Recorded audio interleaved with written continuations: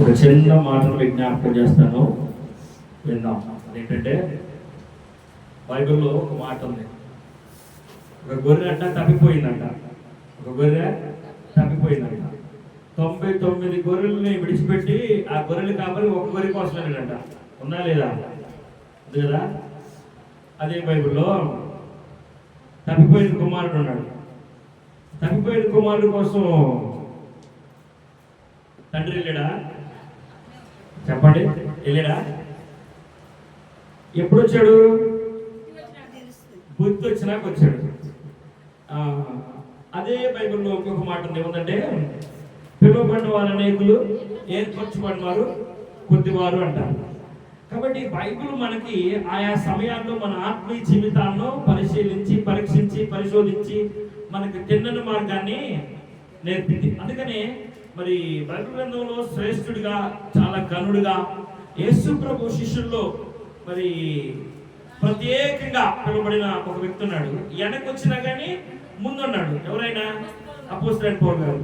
అపోస్తలుడైన పౌలు గారంట ఫస్ట్ ఏ మార్గంలో లేడంటే తిన్నని మార్గంలో లేడు. ఎప్పుడు తిన్న మార్గంలోకి వచ్చాడంటే అతన్ని దమస్కు మార్గంలో దర్శించినాక దేవుడు తిన్నని మార్గంలోకి వచ్చాడు. అప్పుడు దాకా తిన్నని మార్గంలో లేడు, కానీ అతనికి ధర్మశాస్త్రం అంతా తెలుసు. చెప్పండి, ధర్మశాస్త్రం అంతా తెలుసు.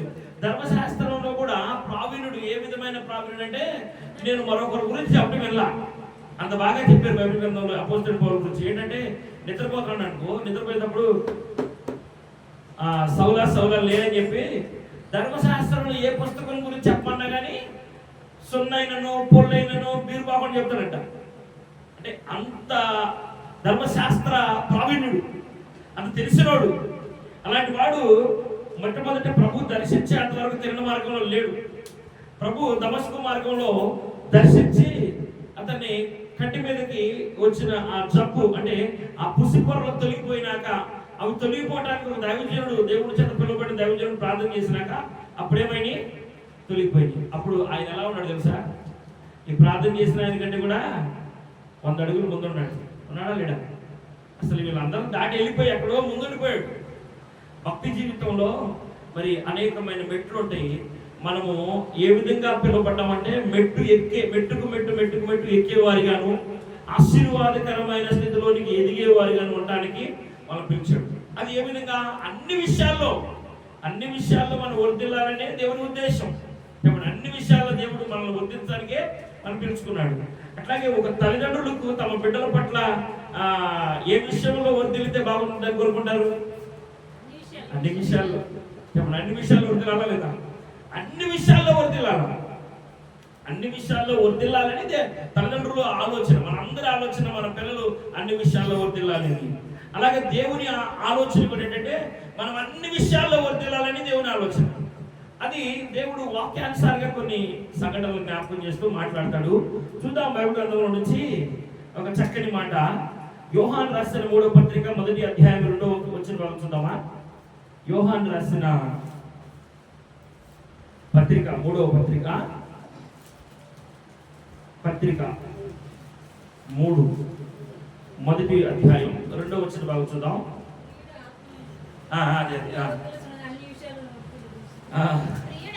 ప్రియుడా, నీ ఆత్మ వర్ధిల్లుచున్న ప్రకారము, చెప్పండి, నీవు అన్ని విషయములలోనూ వర్ధిల్లుచు సౌఖ్యముగా ఉండవలెనని ప్రార్థించుచున్నాను. చాలు చిన్న ప్రార్థన చేసుకుందాం. మహాపరిశుద్ధుడు తండ్రి, ప్రేమ కలిగిన సేద కలిగిన తండ్రి, నీకు వందనాలు ప్రభా. మహోన్నతుడా, మహాగణ, సర్వాధికారి, సర్వాంతర్యామి, సకల ఆశీర్వాదముల కారణభూతుడైన మా దేవా నీకు వందనాలు. అన్ని విషయాల్లో మమ్మల్ని వర్ధిల్లింపజేసే దేవా నీకు వందనాలు ప్రభా. పూజ్యునిడా నీకు వందనాలు యేసయ్యా. ఈ మధ్యాహ్న సమయంలో మమ్మల్ని ఎల్లరినీ ఇక్కడ పోగు చేసిన విధానాన్ని బట్టి నీకు వందనాలు ప్రభా. ఇక్కడికి మేము సమకూర్చబడి ఉన్నామంటే నీ గొప్ప దయా సంకల్పమే ప్రభా, నీ ఉచితమైన కృపయే ప్రభా. ఇటు యొక్క సమకూర్పు లేక ఎంతో మంది ఈ సమయాన్ని వారికి ఇష్టానుసారంగా వారు కేటాయించి ఉండగా మీరైతే మమ్మల్ని ప్రేమించారు. ఈ సన్నిధానంలో 1000 దినముల ఆశీర్వాదాన్ని మీరు మాకు అందించనై ఉన్నారు ప్రభా. అందుని బట్టి నీకు వందనాలు.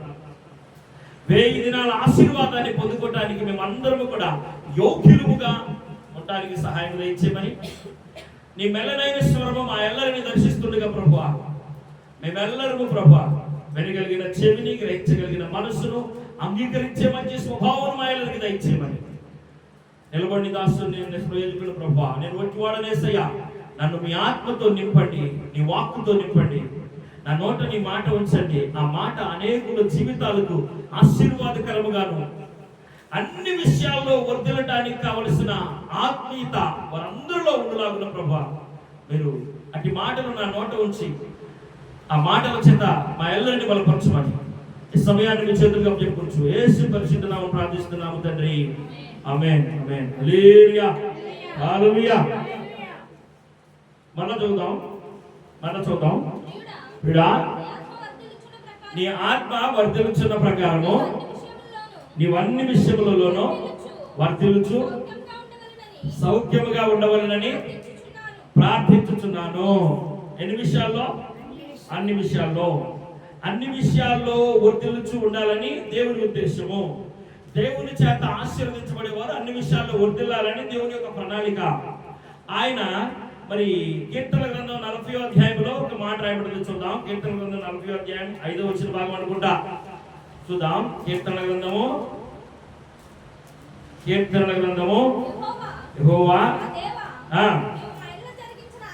యెహోవా మా దేవా, నీవు మా ఎడల జరిగించిన ఆశ్చర్య కార్యములు, మా ఎడల నీకున్న తలంపులు బహు విస్తారములు, వాటిని వివరించి చెప్పేదననుకుంటున్నా అవి లెక్కకు మించి ఉన్నవి. నీకు సాటి అయిన వాడు ఒక్కడును లేడు. చాలు. నీకు సాటి అయిన వాడు ఒక్కడు కూడా లేడు. ఎందుకంటే నీవు మా ఎడల చేసిన కార్యములు బహు విస్తారములు. ఇప్పుడు వరకు నువ్వు చేసినవే విస్తారములు, వాటిని వివరిస్తానికే మాకు సమయం. బహు విస్తారములు. ఇంకా నువ్వు చేయబోయేది అందరు దాపేశాడా? అందరు దాపేశాడా? లేదు. ఇంకా చేయబోయేవి అనేకములు. నీవు ఆశీర్వదించబడటం అనేది కాదు, కానీ నీ పిల్లల ఆశీర్వదించబడటం అనేది దేవుని ఉద్దేశం. అదే కదా అబ్రహాంతో చెప్పింది. అబ్రహాం ఏమన్నాడు? నీవు మాత్రమే అన్నాడా? కాదు. నీవు మాత్రమే కాదు కానీ నీ పిల్లల కూడా ఆశీర్వదించబడాలి. ఎక్కడా? నా సన్నిధిలో ఆశీర్వదించబడాలి, నా కౌగిటిలో ఆశీర్వదించబడాలి, నా కాపుదలలో ఆశీర్వదించబడాలి, నా కంటి చూపులో ఆశీర్వదించబడాలి. ఆ విధంగా ప్రభువారు అబ్రహాముతో చేసిన వాగ్దానం ఎంతో ఉన్నతమైనది. వాగ్దానాన్ని జ్ఞాపకం చేసుకున్నప్పుడు అబ్రహామునే ఎందుకు జ్ఞాపకం చేస్తారంటే, అబ్రహాముకు చేసిన వాగ్దానం ఎలాంటిదంటే, యోహాన్ రాసిన యోహాన్ సువార్తలు అనుకుంటా ఒక మాట ఉంది, దేవుడు లోకమును ఎంతో ప్రేమించినట్ట. ఇంత అనేమి కొలతలేదు. అబ్రహామును ఆశీర్వదించిన ఆశీర్వాదము అది కూడా మితిలేనిది. ఉందా మితిలేనిది? చెప్పండి. దానికి పరిమితి ఉందా? లేదు. పరిమితి లేని ఆశీర్వాదముతో, ఆ వాగ్దానముతో అబ్రహామును దర్శించిన దేవుడు ఈ మధ్యాహ్న సమయంలో మనెల్లరిని దర్శిస్తున్నాడు. మనెల్లరిని కూడా దర్శిస్తున్నాడు. ఎట్లా అయ్యా మా ఎల్లరనయ్యా? మా పేరెత్తట్లేదుగా? చెప్పండి. మా పేరెత్తట్లేదుగా? హెప్సిబా అంటలేదుగా? పర్లేదు. హెప్సిబా అంటలేదుగా? అయితే నేను చెప్తానండి. ఒక స్కూల్లో స్టూడెంట్స్ ఒక 100 మంది ఉన్నారు. మాస్టర్ గారు వచ్చాడు, స్టాండప్ అన్నాడు. చెప్పండి. బాగా చెప్పిందండి. చెప్పండి. ఎట్లా? అందరు లేగాల. సిట్ అన్నాడు. ఏం చేస్తారు? అందరు కూర్చోవాలి. ఏంజల్ స్టాండప్, ఎలివేట్ సిట్ అంటాడా? దేవుని సన్నిధిలోకి వచ్చినాక విశ్వాసాలు అనబడుతున్న మనమెల్లరూ కూడా ఎవరివి? ఆయన మనకేమైనాడు? ఉపాధ్యాయుడు అయినాడు. ఆయన మనకు మనమందరూ ఆయన దగ్గర ఏమైనాము? చెప్పండి. విద్యార్థులమై ఉన్నాం. ఈ విద్యార్థులందరూ కూడా దేవుడు చెప్పే ప్రతి పాఠాన్ని వినాలి. ఆ క్లాసులో కూర్చున్న వాళ్ళకి అందరికి సంబంధించిన వాక్యం చెప్తాడు. ఒక్కరికి సంబంధించింది చెప్పడు. ఇది నాకు కాదు, పక్కన వాళ్ళకి, ఇది నాకు కాదు వాళ్ళకి అంటానికి ఉన్నా. అట్టన్నావా నువ్వు జీరోనే, నువ్వు పాస్ అవ్వవు. చెప్పండి. అట్టంటే మనం పాస్ అవుతామా? పాస్ అవ్వం కదా. ఇంకా ఆ తరగతిలోనే ఉంటాం, మరలా ఆ తరగతిలోనే ఉంటాం, మరలా ఆ తరగతిలోనే ఉంటాం. ఇక పాస్ అవ్వలేక, ఇక చదవలేక ఇంటికి పోతాం. కాబట్టి మనం దేవుని యొక్క ఆధ్యాత్మిక పాఠశాలలో అనగా దేవుని యొక్క మందిరంలో దేవుని వాక్యము వినే చోట మనం చేరి ఉన్నప్పుడు అక్కడ మనం ఏ విధంగా ఉండాలంటే దేవుని యొక్క విద్యార్థుల్లాగా, దేవుని బిడ్డల్లాగా ఆయన సన్నిధిలోనికి వచ్చి ఆయన సన్నిధిలో తీసుకోవడానికి ఒక ఆమె బయలుదేరింది. ఆమె ఎవరు? కాలేబు కుమార్తె. ఎవరు కుమార్తె? కాలేబు కుమార్తె. ఆమె వచ్చి ఎందుకు వచ్చింది? తీసుకెళ్ళడానికి వచ్చింది. అసలు దీవెని కోసం వచ్చింది, దీవెని తీసుకొని వెళ్ళిపోయింది. ఆమె వచ్చిన పని చేసుకొని వెళ్ళిపోయింది. మనం ఎందుకు వస్తున్నాం దేవుని సన్నిధికి చెప్పండి? ఒకవేళ ఎవరన్నా పేరు ఎత్తానేమనుకోవద్దు. హెప్సిబా దివ్య ఏం డ్రెస్ చేసుకుంది, ముక్కు పొడకు ఏం పెట్టింది, చెవు పోగు ఏం పెట్టింది, అవి చూస్తే ప్రయోజనమా? లేదు కదా. అల్లే వేసుకుంటే అల్లే ధరించుకుంటే మనకెందుకు? మనకి ఏం కావాలి? మనం ఎందుకు వచ్చాం దేవుని సన్నిధికి? దేవుని ఆశీర్వాదం పొందుకోవడానికి. అక్కడ కాలేబు కుమార్తె అక్కడికి రావడానికి గల కారణం ఏంటంటే ఆమెకు కొరత ఉంది. ఆమెకి దేవుడు తన తండ్రి చాలా పొలం ఇచ్చాడు. ఆమెకి నీటి బుక్కలు అవసరం. ఆ పొలం పండాలంటే నీటి బుక్కలు అవసరం. ఆ నీటి బుక్కల కోసం తండ్రిని అడగడానికి వచ్చింది. తండ్రిని అడిగింది, తీసుకుంది, వెళ్ళిపోయింది. అంతేగాని అక్కడున్న వారితో ఏమి వాదనలు పెట్టుకోవాలా, అక్కడున్న వారితో ఏమి సమస్యలు తెచ్చుకోవాలా. కాబట్టి మనము దేవుని సన్నిధిలోకి వచ్చినప్పుడు మనము ఏ విధంగా ఉండాలని దేవుడు ఆశిస్తున్నారంటే, అసలు నేను పిలవటానికి ప్రత్యేకమైన ఉద్దేశం ఏంటంటే దేవునికి నీవు అన్ని విషయాల్లో వర్దిల్లాలని, నీవు అన్ని విషయాల్లో వర్దిల్లాలని. అన్ని విషయాల్లో వర్దిల్లాలంటే ఏం చేయాలంటే యెషయా గ్రంథం 43వ అధ్యాయం చూడరా. రాత్రి చదువుకున్నాం ప్రభు మనతో మాట్లాడే మాటలు. యెషయా గ్రంథం 43వ అధ్యాయం.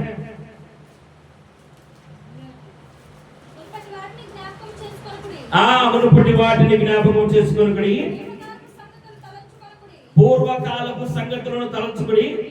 ఇదిగో వినండి వినండి వినండి. అందరికి అర్థమైందా? అందరు తీసారా? అందరికి అర్థమైంది, కనబడుతుంది కదా.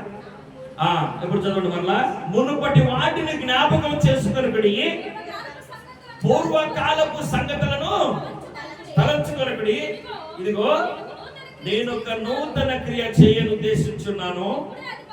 ఇప్పుడే, ఎప్పుడంట? ఇప్పుడే అది మీలో మొలుచును. మీరు దానిని ఆలోచింపరా? నేను అరణ్యంలో త్రోవ కలుగు చేసిన వాడను, ఎడారిలో నదులు పారు చేసిన వాడను. నేను ఏర్పరచుకున్న ప్రజలు ఏంటంట? త్రాగుటకు అరణ్యములో నీళ్లు పుట్టిస్తున్నాను. చాలు చాలు చాలు.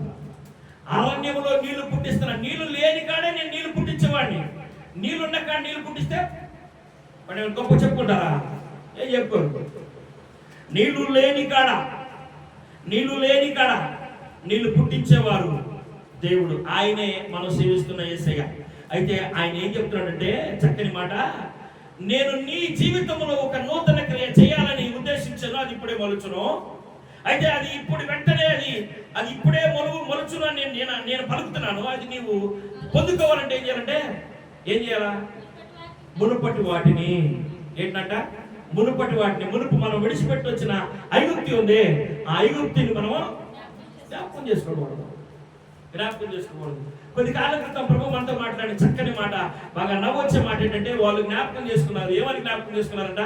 అయ్యా మేము ఐగుప్తిలో ఉండగా మా కుండల దగ్గర కూర్చొని మంచిగా మాంసం వండుకొని కడుపు నిండా తృప్తిగా తిన్నప్పుడు యెహోవా ఏమయ్యాడయ్యా, ఏడకు తీసుకొచ్చి అరణ్యంలో కానాను దేశానికి, మా పితరుల వాగ్దాన దేశానికి తీసుకెళ్తానికి దోసకాయలు, బీరకాయలు మేమేమి తినేవి ఇలాంటివి మునుపటి వాటిని గురించి తలుసుకున్నారా లేదా? చెప్పండి. తలుసుకున్న వాళ్ళు చేరేరా? చెప్పాలా? పెద్దగా చెప్పాలా? తలుసుకున్న వాళ్ళు చేరేరా? దేవుని ఉద్దేశం ఏంటంటే, నువ్వు ఆర్థికంగా, ఆత్మికంగా, ఆరోగ్యపరంగా, దాంపత్యపరంగా నీవు అన్ని విషయాల్లో దేవుని చిత్తానుసారంగా అన్ని విషయాల్లో ఆశీర్వదించబడాలనేదే దేవుని ఉద్దేశం. అందుకే దేవుడిని ప్రేమించాడు. ఆయన ఎంతగా ప్రేమించాడంటే అక్కడే రాయబడింది, నిన్న చదువుకున్నాం. చక్కగా ప్రేమించాడు ఆయన మనల్ని. ఆయనకు మనం ఏమై ఉన్నామంటే ప్రియులమైతే. ఆయన దృష్టికి మనం ఎలా ఉన్నామంట? ప్రియులమైతే. అందుకే మనం గనులుగా ఇచ్చాడు. మనల్ని ప్రభువారు గనులుగా ఇచ్చాడు. కాబట్టి మనల్ని గనులుగా ఇచ్చే చక్కగా ఆయన యొక్క పాఠశాలలో, ఆయన యొక్క ఆధ్యాత్మికమైన దేవుని యొక్క సన్నిధానంలో మనల్ని చేర్చాడు. కాబట్టి మనం ఎలా ఉండాలంటే అన్ని విషయాల్లో అభివృద్ధి పొందే వారికి లాగా ఉండాలా. అన్ని విషయాలు అభివృద్ధి పొందకపోవడానికి గల కారణం ఏంటంటే, ఒకటి నువ్వు, రెండు సాతాను. చెప్పండి మీకు అర్థమవుతుందా? ఒకటి నువ్వు, రెండు సాతాను. ఒకటి నువ్వంటే ఏంటి? మనం వీళ్ళు ఇశ్రాయేలీయులు ఐగుప్తు దేశాన్ని నుంచి విడిచిపెట్టి కానాను దేశానికి తీసుకెళ్ళడానికి దేవుడు అనేకమైన అద్భుతాలు చేశాడు. శత్రువుడు ఏ విధంగా భయపెట్టాడంటే గచ్చ గచ్చ గచ్చ ఒడిగిపోయేటట్టు భయపెట్టాడు. మామూలుగా చిన్న చిన్నవి పెడితే ఆ తట్టుకోలా, ఆ సరిపోలా, ఒక దెబ్బకు మరణదూతనే వదిలేడు. దెబ్బతో వాడు బేతాళం వేసిపోయి మరణవాసనతో ఆ ఐగుప్తు అంటే కూడా గగ్గోలెత్తిపోయి ఇశ్రాయేలీయులు అర్జెంటుగా పంపించేయండి, తోలేసేయండి. ఏంటంటే పంపించేయండి, తోలేసేయండి. వాళ్ళు ఇక్కడ ఉండడానికి వెళ్ళిపోయారు. పంపించినాక ఆలోచన కలిగింది, అబ్బే వెళ్ళిపోయారు కదా, మరి మనకి ఈ సవాళ్ళను కూర్చోబెట్టేది ఎవరు, కూర్చేది ఎవరు, ఈ వాసన పోయేది ఎలా, మనకి బానిసత్వంగా ఎవరుంటారు, మనకి బానిసలుగా ఎవరుంటారు? అప్పో అది ఈ విధంగా ఆలోచిస్తూ ఉంటాడు. నేను విడిచిపెట్టిన అంటే ప్రతి నిబంధనలు కూడా ప్రభు ఒక మాట చెప్పాడు. ఏంటంటే ఒక దెయ్యం ఒక వ్యక్తిలో నుంచి పోతే అంట చెప్పండి, ఎన్నో అంట 7 అంట. 7 ఎట్లొత్తి? ఒక దెయ్యాన్ని దేవుడు వదిలించాడనుకో, అక్కడ నువ్వు ఖాళీగా పెట్టుకుంటే ఏంటంటే అక్కడ ఖాళీగా నువ్వు ముగ్గేసి కూర్చున్నావు అనుకో, ఆ ముగ్గులో వచ్చి కూర్చోడానికి ఎంతమైనది అంటే నేను వెళ్ళినప్పుడు నేను ఒక్కదాన్ని వెళ్ళాను, ఇరుకిరుగా ఉంది. ఇప్పుడు అదంతా విశాలంగా బాగు చేశారు. ఇప్పుడు అదంతా కూడా విశాలంగా ఉంది. ఆమె హృదయం అంతా విశాలంగా, ఆయన హృదయం అంతా విశాలంగా ఉంది. ఆ హృదయంలో నేను ఒక్కదానే కాదు, ఇంకిద్దరు ఉండొచ్చు, ఇంకా ముగ్గురు ఉండొచ్చు. నేను పోయి చూసేస్తాను, నాకు ఒకళ్ళు వెళ్ళారు చూసి వచ్చారు, ఇంకిద్దరు వెళ్ళారు చూసి వచ్చారు, ఇంకొకరు చేస్తుంది, ఇంకొకరు చేస్తుంది. అంటే ఎంతమంది చేస్తారంట? 7 దెయ్యాలు చేస్తాయి. 7 దెయ్యాలు చేరి నాకు వెనక్కి రావడం అనేది ఉండదు. ఒక దెయ్యాన్ని అయితే వదిలించాడు, కానీ 7 దెయ్యాలు చేర్చడానికి ఏమవుతాడు? కానీ దేవుడు కనికర సంపన్నుడు కదా. 7 దెయ్యాలు కాదు, చాలా దెయ్యాలు పట్టినోడి దగ్గరికి వెళ్ళాడు. 7 దెయ్యాలు పట్టినోడు కాదు, దేవుడు ప్రేమాస్వరూపి. అందుకని దేవుడు లోకమును ఎంతో ప్రేమించాడు, నిన్నెంతో ప్రేమించాడు, నిన్నెంతో ప్రేమించాడు. కాబట్టి ఒక దెయ్యం పట్టినప్పుడు వదిలించాడు, 7 దెయ్యాలు పట్టినా వస్తానన్నాడు, చాలా దెయ్యాలు పట్టినా కానీ వస్తానన్నాడు. ఎందుకంటే ఆయన ప్రేమ కలిగినాడు కదా, ప్రేమ కలిగినాడు కదా. అయితే ముందు మన వాక్యానికి ముందు ఒకటి చెప్పుకున్నాము, జ్ఞాపకం చేసుకోవాలి, అందరూ జ్ఞాపకం చేసుకోవాలి. అదేంటంటే తప్పిపోయి వెళ్ళిపోతే తీసుకొచ్చుకుంటాడు. ఒక గొర్రె తప్పిపోయి వెళ్ళిపోయినాడు, మార్గం తెలియక వెళ్ళిపోయింది, దాన్ని తీసుకొచ్చుకుంటాడు. అంతేగాని చెప్పండి, కావాలని వెళ్ళిపోయాడు, కావాల్సినంత తీసుకొని ఇది తీసుకొచ్చుకుంటాడా? వాడంతటాడు గుడి తెచ్చుకొని వస్తేనే రావడం, లేకపోతే లేదు, పోతమే నరకానికి, ఏం బాధ లేదు కదా. కాబట్టి జ్ఞాపకం చేసుకోవాలి, మనము మన ఆత్మీయ జీవితంలో దేవునికి మనం ఏమంటారంటే ఆత్మీయతలో వర్తిల్లాలా. ఆత్మీయతలో వర్తిల్లే విధానాన్ని భక్తులు మనకు బాగా నేర్పారు. వారి జీవన విధానం ద్వారాగా భక్తులు మన జీవన వాళ్ళ జీవన విధానం ద్వారాగా మన జీవన విధానాన్ని సరళం చేసుకోవడానికి, సరి చేసుకోవడానికి ప్రియులు మనకు ఎంతో నేర్పారు, మన పితరులు ఎంతో నేర్పారు. వారి జీవితంలో ఎన్నో మంచి మార్గాలు ఉన్నాయి, వారి జీవితంలో మనం నేర్చుకోవాల్సినవి ఎన్నో ఉన్నాయి. ఒకసారి మనం జ్ఞాపకం చేసుకుందాం. అసలు ఈ బైబిల్ గ్రంథంలోనే ఒక జ్ఞానాన్ని బోధించేది సామెతల గ్రంథం అంటారు కదా. కానీ అంతకు మించి మంచి దైవభక్తిని నేర్పే ఒక గ్రంథం ఉంది, దైవభక్తిని పెంచే గ్రంథం ఉంది. భక్తి జీవితాన్ని బాగా ఎవరు లోతుగా పారే అనుభవాన్ని కలిగించే ఒక అనుభవం ఉంది, ఒక పుస్తకం ఉంది, ఏబు గ్రంథం. ఏ గ్రంథం? ఏబు గ్రంథం. ఏబు జీవితంలో సమస్తాన్ని కోల్పోయాడు. ఏం కోల్పోయాడు? బిడ్డలను కోల్పోయాడు, ఆస్తిని కోల్పోయాడు, అక్కడున్న సంపదనంతా కోల్పోయాడు, అక్కడున్న స్నేహితులందరూ కోల్పోయాడు, అక్కడున్న బంధువులందరూ కోల్పోయాడు. ఇక ఎవరు లేరు. ఎవరున్నారు? ఒకటి ఉంది. ఎవరమ్మా? భార్య ఉంది. ఈ భార్య అందే, అయ్యో ఇక నీకు సేవ చేయలేకపోతున్నాను, కానీ నీ దేవుడిని దూషించి నువ్వు మరణం అవరాదా అంది. అప్పుడు అన్నాడు, మూర్ఖురాలు లేక మాట్లాడవకమ్మ. ఏంటంట? మూర్ఖురాలు మాట్లాడినట్టు మాట్లాడవకమ్మ. కొంతమంది మూర్ఖులు మూర్ఖంగా మాట్లాడుతూ ఉంటారు. కాబట్టి మూర్ఖురాలు లేక మాట్లాడవకమ్మ. దేవుడు మనకు చేసిన మేలు ఏమైనా ఎంత మూర్ఖురాలంటే, దేవుడు ఎంతో ఆశీర్వదించాడు కదా. దేవుడు వారి కోసం చేసిన ప్రయాసం ఎంత ఉంది? ఎన్ని సంవత్సరాలు, వారి జీవితంలో ఎన్ని సంవత్సరాలు వారి కోసం దేవుడు ప్రార్థన చేశాడు, వారి క్షేమాన్ని ఇచ్చాడు, అభివృద్ధిని ఇచ్చాడు, బిడ్డల్ని సంపదని, ఆస్తిని, ఐశ్వర్యాన్ని అన్ని ఇచ్చాడు కదా. అన్ని ఇచ్చినా కానీ అంత అనుభవించింది కదా. అంత అనుభవించినాక ఏదో చిన్న సమస్య వచ్చింది, వెంటనే ఏమంటుంది? నీ దేవుణ్ణి దూషించి నువ్వు మరణమవు అంటుంది. కాబట్టి మన మనుషులం కదా, మన మనుషులు అవటం వల్ల దేవుడు మనకి ఇచ్చిన నోటి వల్ల మనం చాలా దేవునికి దూరస్తులం అయ్యే కారణాలు ఉంటాయి. కాబట్టి ఆమె దేవునికి దూరస్తురాలు అయిపోయింది. ఆమె అయినా ఆయన విడిచిపెట్టడానికి ఇష్టపడింది, కానీ ఆయన మాత్రం ఏది కోల్పోలేదంటే మొట్టమొదటి మనం చదువుకున్న మూల వాక్యంలో ఉన్న మాట ఉంది కదా, యోహాను రాసిన పత్రిక మూడో పత్రిక 1వ అధ్యాయం 2వ వచన భాగంలో రాయబడినట్లుగా, అప్పుడా నీ ఆత్మ వర్ధిల్లుచున్న ప్రకారం నీవు అన్ని విషయములలో వర్ధిల్లుదు అని అన్నాడు. మన ఆత్మ అన్ని విషయాల్లో వర్ధిల్లినట్లయితే మనము ఏ విషయంలో మొట్టమొదటి మన ఆత్మ ఎక్కడ వర్ధిల్లాలంట? దేవుల్లో వర్ధిల్లాలి, ఆత్మీయతలో వర్ధిల్లాల.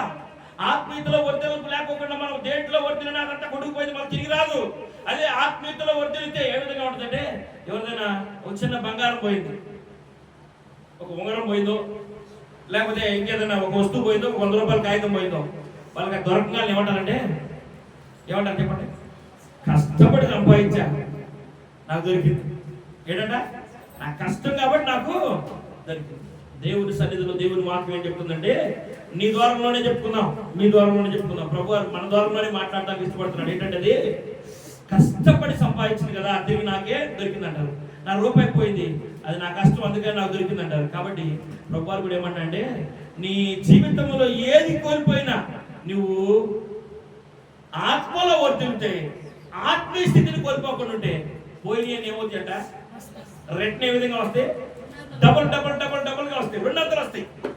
రెండంతల ఆత్మ చేత, రెండంతల స్పీడ్లో వచ్చి రెండంతల ఆశీర్వాదాన్ని నిందించారు. ఎట్ నిందించారు తెలుసా?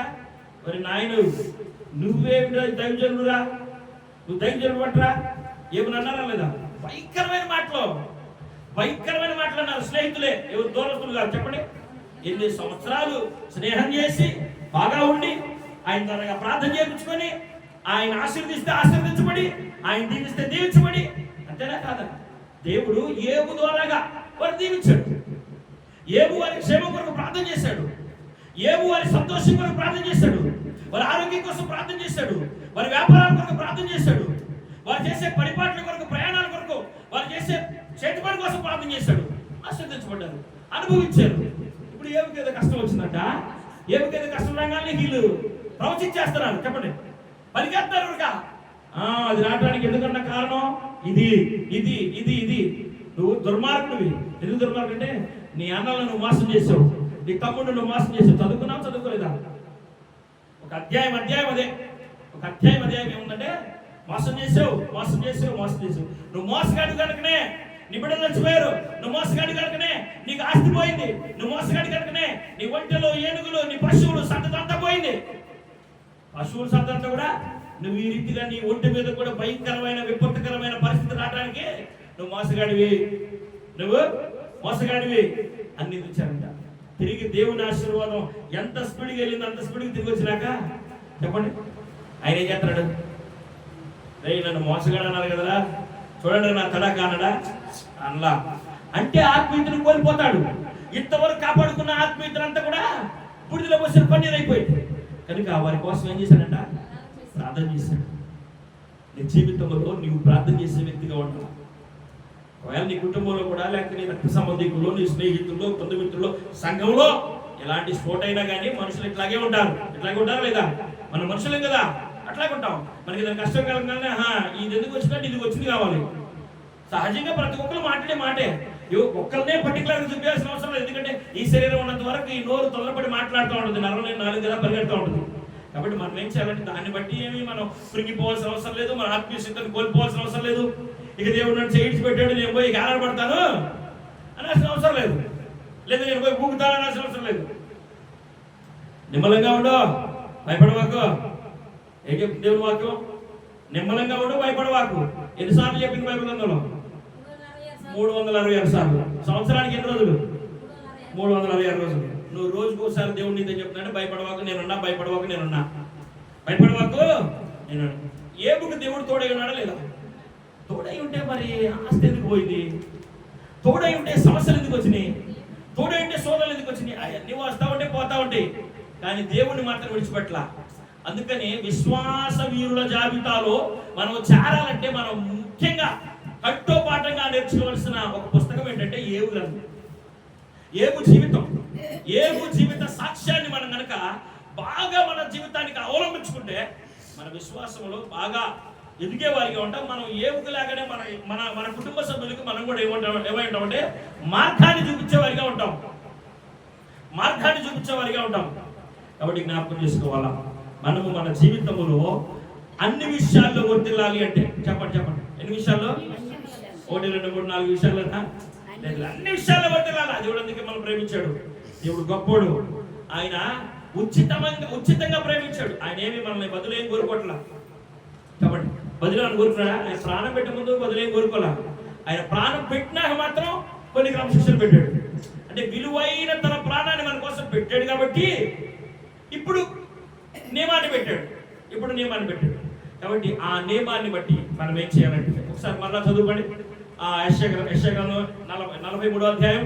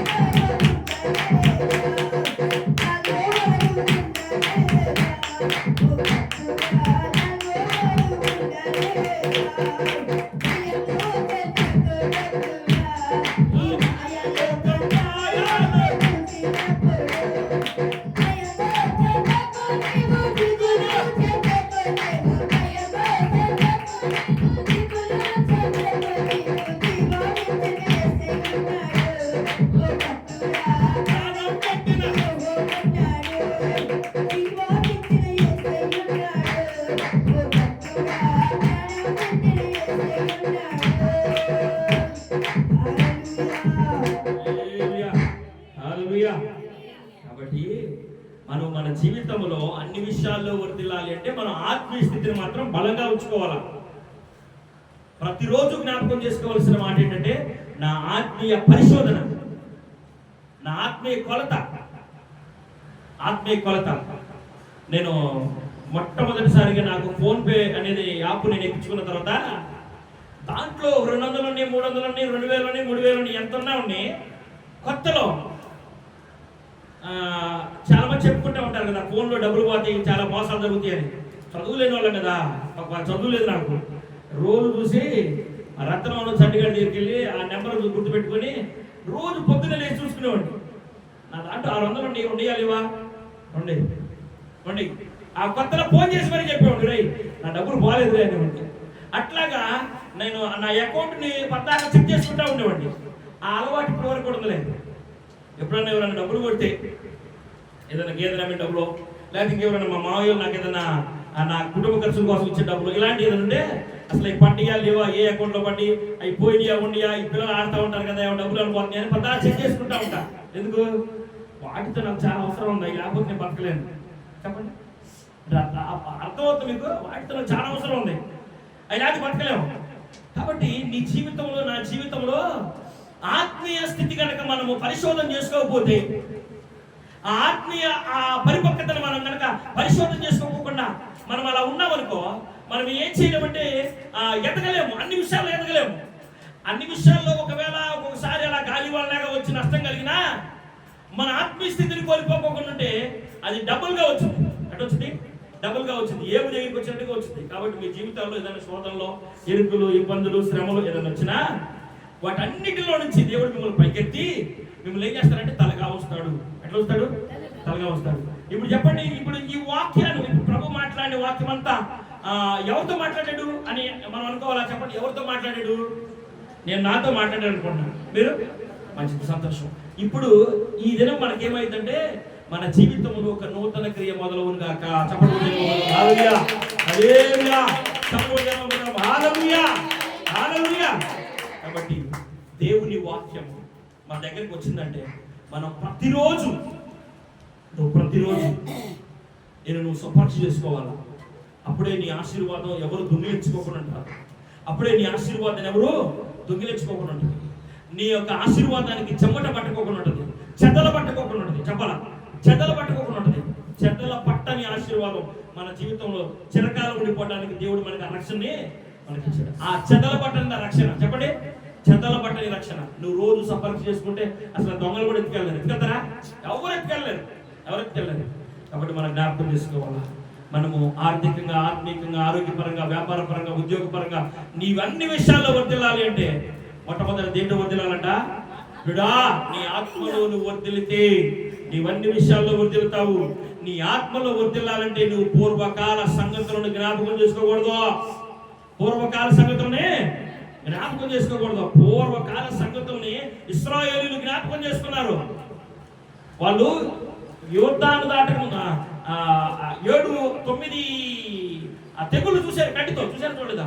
అవన్నీ కూడా వారికి ఏ హాని చేయలే. అంటే దేవుడు కాపుదలాలు పొందా లేదా? కరోనా లాంటి సమస్యలు, ఇట్లాంటి శోధనలు ఇంటింటికి వచ్చి ఎర్రకెర దిక్కు నేల చేసి కొట్టలేదా? ప్రపంచంలో ఉన్న ధనవంతులు కూడా గజగజలాడిపోయారు, దేశాధినేతలు కూడా గజగజలాడిపోయారు.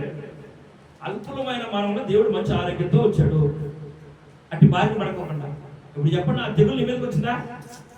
రాలేదంటే నువ్వు దేవుడి రక్తంలో కడగబడి దేవుడి కాపుదల్లో లేదా ఆయన కనికరంలో ఉన్నావు కదా, ఆయన ప్రేమలో, ఆయన కౌగిట్లో ఉన్నావు కదా. లేకపోతే నారాయణుడికి యాక్సిడెంట్ రూపంలో భయంకరమైన, విపత్కరమైన, మరణకరమైన స్థితిలోకి వెళ్ళిపోయాను. నేను అక్కడ చచ్చిపోలేదంటే దేవుడి కృప నా మీద ఉందగలను కదా. చెప్పండి, దేవుడు నన్ను చాలా మంది అనుకున్నారంటే చచ్చిపోయారు, వేసుకుంటున్నారు అన్నారంట. దేవుడి సన్నిధిలో ఆయన జ్ఞాపకం చేసుకుంటే ఎంతమంది నా మీద ఆ నరుల కనుదృష్టి నలరాయి బద్దలై లేకుండా కానీ ఉపయోగమా లేదు. మనము ఆత్మీయ స్థితిని పరిశోధన చేసుకోవాలా. నాకు అక్కడ ఒక 4 రోజులు రెస్ట్ దొరికింది. ఆ రెస్ట్లో నేను అనుకున్నా, నేనేమన్నా సరి చేసుకోవాల్సి ఉందా? ఒకవేళ ఇది దేవుడి ఉగ్రత, ఒకవేళ లేదా ఏముకలాగా ఏమన్నా శోధన, లేకపోతే నా అంతటి నాకు వచ్చిందా? నేను పరిశోధన చేసుకున్నా. ఎవడో ఒకనంట బాగా తాగి పడ్డాడని చెప్పుకున్నారు. ఇట్లాంటి చాలా వచ్చినాయి. వాటన్నిటిని బట్టి నేను కొంగలా చెప్పండి, పొంగొచ్చా? నీ జీవితంలో అనేకమైన రోగాలు, అనేకమైన ఇబ్బందులు, శ్రమలు, శోధనలు వచ్చి వాటిని బట్టి పొంగకో. ఎందుకంటే దేవుడు చెప్తున్నాడు 366 సార్లు, భయపడకు నేనున్నా. ఆయన అన్ని చూసుకుంటాడు. ఆయన ఉన్నాడు, అన్ని చూసుకుంటాడు. నా మీద కింద వచ్చినా అన్ని చూసుకుంటాడు అనే ఆలోచన నీకు ఉండాలా, అనే ఆ నమ్మకం, విశ్వాసం నీకు ఉండాలా. అనే ఆలోచన, నమ్మకం, విశ్వాసం నీకున్ననుకో ఏ విధంగా ఉంటుందంటే, వారు చక్కని మాట రంద్రా బాబు అన్నప్పుడు కళ్ళు వచ్చారు, చక్కగా ఆ ఎర్ర సముద్రం చేరింది, ఆ దగ్గరికి చేరారా చాలేదా? ఆ దగ్గరికి చేరారు. ఆ దగ్గరికి చేరినాక కూడా కొంతమందికి ఏం కలిగిందంట? విశ్వాసం కలిగింది. ఆ దగ్గరికి చేరినాక సరిగారు. ఆ దగ్గరికి చేరినాక ఒక మనుషులు ఎవరైనా సముద్రాన్ని చేర్చగలరా? ఒక చిన్న కాలువ ఆపాలంటేనే చాలా కష్టాలు పడతారు. సముద్రాన్ని దేవుడు వారి ముందు చీల్చి ఆ దగ్గరికి చేర్చినాక వారు సముద్రంలో మోసేయని బట్టి ఏం చేశారట? మేఘము కిందను సముద్రములోను బాప్తిసం పొంది ఆ దగ్గరికి చేరినాక వారికి ఏ గుర్తుకొచ్చింది? ఐగుప్తి గుర్తుకొచ్చిన వాళ్ళు పోయి కానానులో స్వాస్థ్యాన్ని పంచుకోవాలా. పరలోక రాజ్యానికి చేరటానికి దేవుడిని పిలిచాడు. పరలోక రాజ్యాన్ని చేరటానికి మనుషులలో ఎవరు ఊహించలేని ఆశీర్వాదం ఏంటంటే, ఆయన ఉచితంగా దేవుడు మనకి ఇచ్చిన కృప, ఆయన రాజ్యంలో ప్రవేశించే హక్కు, ఆ అర్హత దేవుడు నీకు ఇచ్చాడు. దేవుడు నీకు ఇచ్చిన అర్హతను నీవు ఎక్కడో ఉన్న ఐగుప్తు లాంటి అసూయ, ద్వేషము, కక్ష, మత్సరము, ఇంకా రకరకాలైనవి కనుక మనం తలుచుకుంటే, అంతకుముందుండే కదా, చెప్పండి, అంతకుముందుండే ఉండవా? అంతకుముందుండే. ఇప్పుడు వాటిని మళ్ళీ తలుచుకొని తెచ్చుకున్నాం అనుకో, ఏమవుతుంది? మన ఆత్మస్థితి పాడైంది. దేవుడు చెప్పేది ఏంటంటే, నీ మీద కోపం కాదు, నీ మీద ప్రేమే. నీ కోసం చాలా కష్టపడ్డాడు. ఆయన తన ప్రాణం పెట్టాడు. ఆయన తన ప్రాణం పెట్టి చాలా మంది తన దాసుల ద్వారా నేను బలపరిచాడు, నీకు రక్షణ ఇచ్చాడు, నీకు మార్మనసు వచ్చింది. నిన్ను దేవుడు తన రక్తంతో కడిగి తన పరిమళ వాసనగా ఉండాలని, ఇంపైన భక్తి పర్వాలుగా ఉండాలని దేవుడు నన్ను ఏర్పాటు చేసుకున్నాడు. అయితే ఈ వాక్యం మనకి వినపడుతున్నప్పుడు మన మీద కోపం ఉండా కనుక మరి ఇప్పుడు వాటిని జ్ఞాపకం చేసుకోకుండా ఉంటే నీవు అన్ని విషయాల్లో వర్దిలుతావు. లేకపోతే ఏమవుతుందంటే కొన్ని విషయాల్లో వర్దిలుతావు, అది నీకు వర్దిలినట్టు కనపడతా ఉంటుంది కానీ చివరికి అది గోర్లగా పడేసింది. కాబట్టి అన్ని విషయాల్లో వర్దిలినోడికి సమస్తం కోల్పోయినా కానీ తిరిగి మరలా డబుల్గా వచ్చినాయి. మనం స్వపరీక్ష చేసుకోవాలి. ఏర్పరచబడిన వారిలో నువ్వు ఉండాలి, పిలువబడిన వారిలో కాదు. చెప్పండి, పిలువబడిన వారిలో మనం ఉండాలా? లేదు లేదు. ఏర్పరచబడిన వారిలో ఉండాలా? జనులు నిందించవచ్చు, అవమానంగా మాట్లాడొచ్చు, అవహేళన చేయొచ్చు. నేను ఒక మాట చెప్తా. యేసుప్రభు వారి తల్లిదండ్రులు విడిచిపెట్టారు, అన్నదమ్ములు విడిచిపెట్టారు, బంధువులు విడిచిపెట్టారు, బంధువులు నిందించారు, తల్లిదండ్రులు నిందించారు, అక్క చెల్లెలు నిందించారు, శ్రమల పాలు చేశారు. ఇంకా ఏంటి ఇంకా ఏంటి ఇంకా ఏంటి? ఏంది నువ్వు చేసే భక్తి? ఎక్కడి నుంచి వచ్చింది నీకు ఈ భక్తి? ఈ భక్తి వల్ల నీకు ఏమైనా కలిగిందా? నువ్వేమైనా పొందుకున్నావా? ప్రార్థన చేసుకుంటే దేవుడు దర్శించాడు, చెప్పండి. ప్రార్థన చేసుకుంటే దేవుడు దర్శించాడు అని అన్నావు. ఏది దర్శిస్తే? ఇలాంటివి ఎన్నో వచ్చినాయా? వచ్చినాయి. మనం విడిచిపెట్టుకోకుండా, దేవుడిని విడిచిపెట్టుకోకుండా ఏవుకి లేక మాట్లాడిన వాళ్ళు ఇలా ఉంటారు. నీ అక్క చెల్లెలైనా, నీ అన్నదమ్ముళ్ళైనా, నీ ఇంటి పక్కన వాళ్ళైనా, నీ నీ నీ గోత్రములైనా, నీ ఇంకొకరైనా ఎవరైనా నిన్ను అన్నవాళ్ళు, నిన్ను ప్రశ్నించిన వాళ్ళు, నిన్ను దేవుని యొక్క కృపల నుంచి తొలగించాలని అనేక రకాలుగా హింసించి గాయపరిచిన వాళ్ళు ఒకవేళ నా విధంగా అంటే వాళ్ళందరూ ఏమి దగ్గరికి వచ్చారు? స్నేహితులు అటు రావాలి మళ్ళీ ఒక రోజు ఏమును నిలబెట్టినట్టుగా మిమ్మల్ని నిలబెట్టిన కాక ప్రభు. హల్లెలూయా హల్లెలూయా. కొంచెం సౌండ్ తగ్గిందయ్యా. ఆ ఆశీర్వాదం నాకు కావాలనుకుంటే మాత్రం మీకు చెప్పడం జరుగుతుంది. హల్లెలూయా హల్లెలూయా.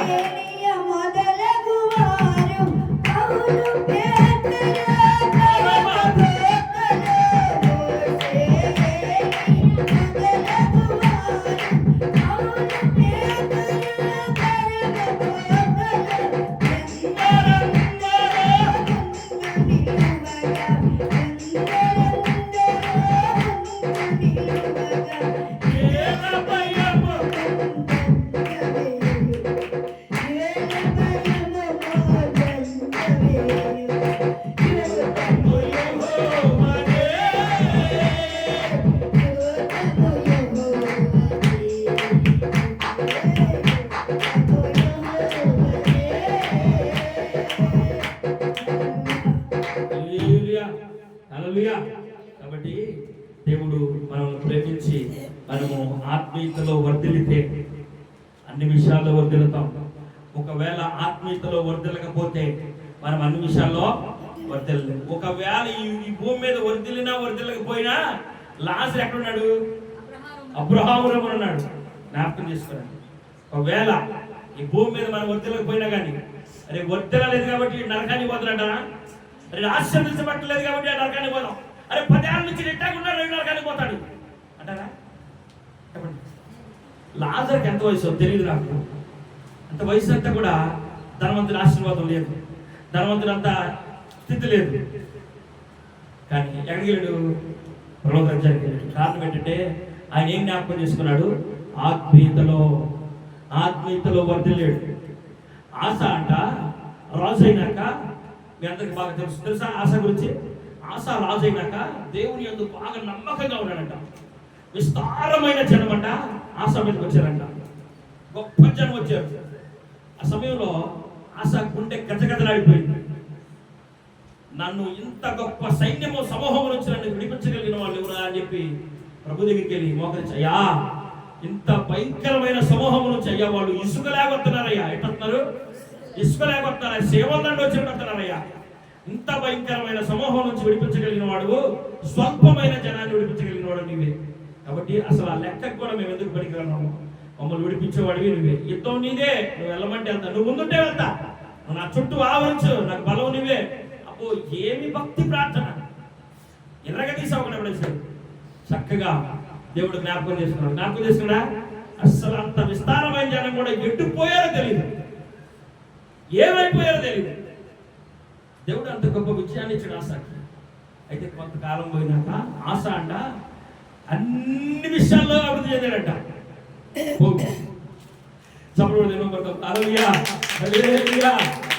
ఆశ అన్ని విషయాల్లో అభివృద్ధి చెందాడంట.